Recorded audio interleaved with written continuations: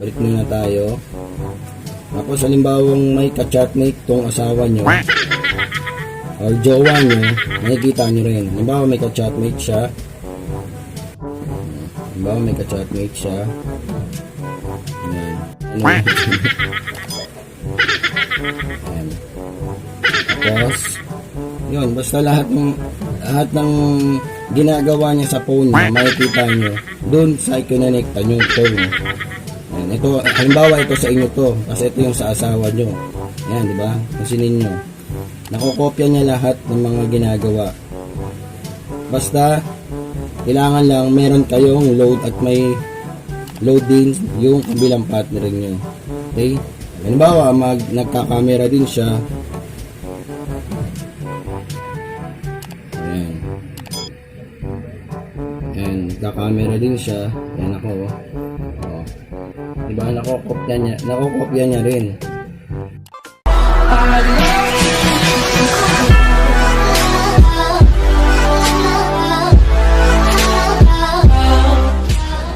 So yung mga Benru, ituturo ko na sa inyo kung paano nyo gagawin yung pag-clone sa inyong sa phone ng inyong asawa. Okay, punta muna kayo sa Google Play. Punta sa Google Play, search nyo yung Team Viewer Apps, Team Viewer for Remote Control Apps. Yan sa pinakataas po. Install nyo po yan. Yan. Abang iniintay nyo po yung pag-install nyan, install nyo na rin po yan sa kabilang phone. Install nyo na rin po yan sa kabilang phone, sa phone ng yung asawa. Kailangan same po na meron silang ganyang apps. Okay? Yan. Tayin lang po natin.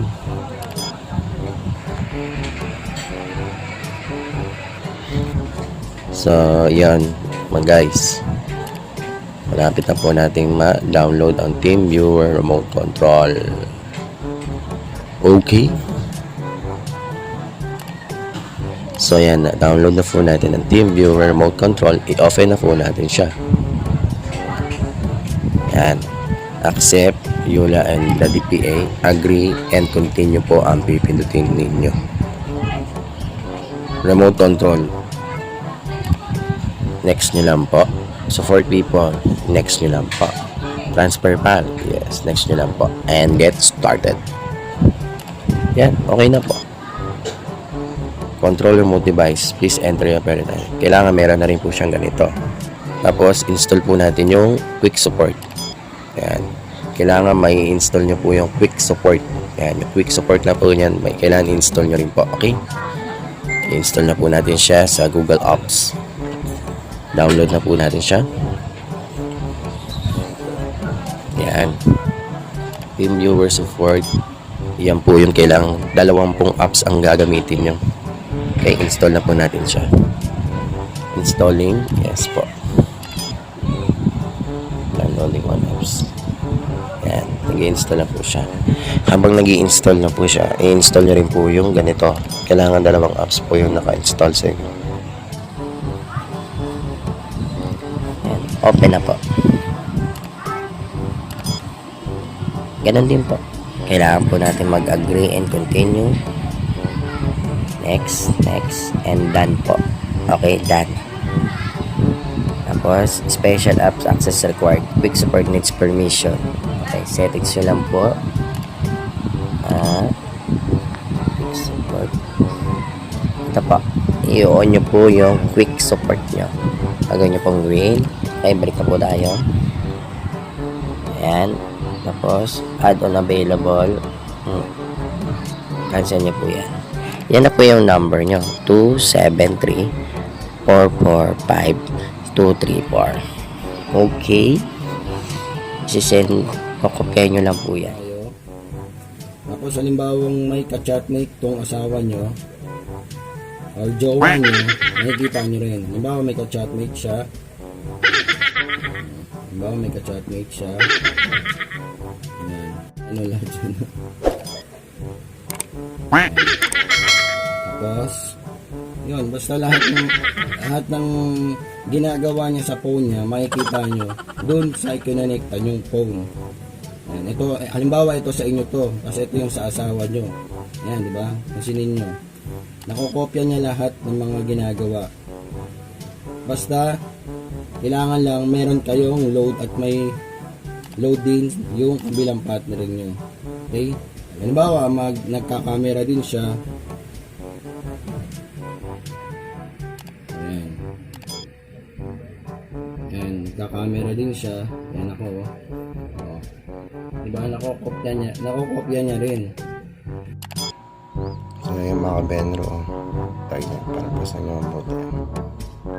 Ano yung ginagawa niya sa kabilang cellphone, ganun din yung ginagawa niya dito. Okay? Dito kabila. Monitor niya yung kabilang cellphone.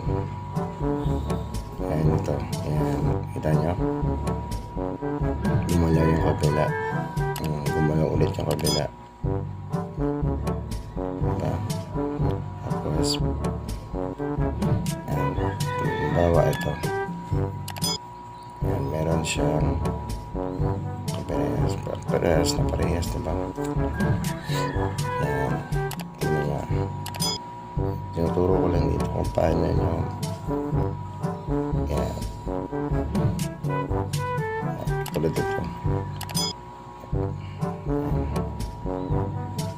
Kung di ba na kayang gaya.